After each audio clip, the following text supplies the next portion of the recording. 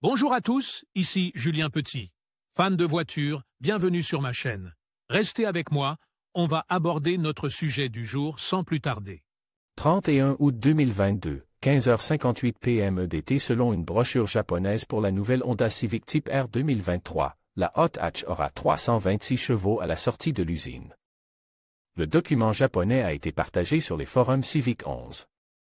Il affirme que la nouvelle Type R génère 326 chevaux et 309 lb-p de couple avec son moteur 4 cylindres turbocompressé de 2,0 litres. Une augmentation de 10 chevaux.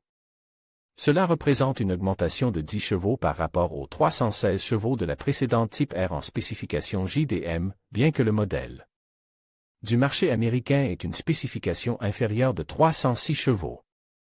Il est probable que la version américaine de la nouvelle Type R aura également un déficit de taille similaire à celui de la version japonaise. Une Type R plus lourde avec plus d'accélération.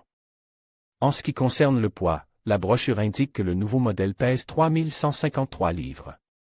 Cela représente un gain de 32 à 82 livres par rapport au modèle de la 10e génération, selon les versions utilisées pour la comparaison.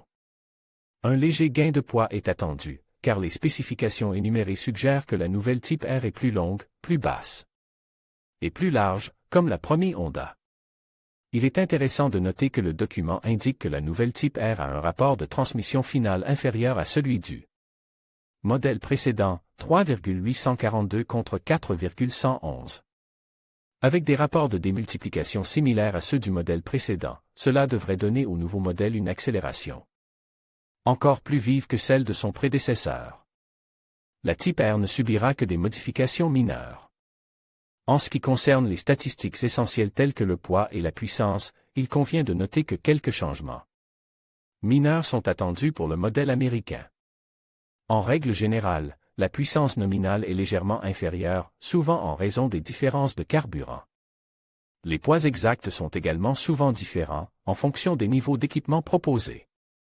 Fondamentalement, à des fins de comparaison, la nouvelle Type R semble avoir plus de puissance, un écart plus rapide et un gain de poids plus faible. Elle semble être une voiture à haillons plus nets, plus propre et plus concentrée, avec plus de puissance que toute autre Type R avant elle. Cela ne peut être qu'une bonne chose.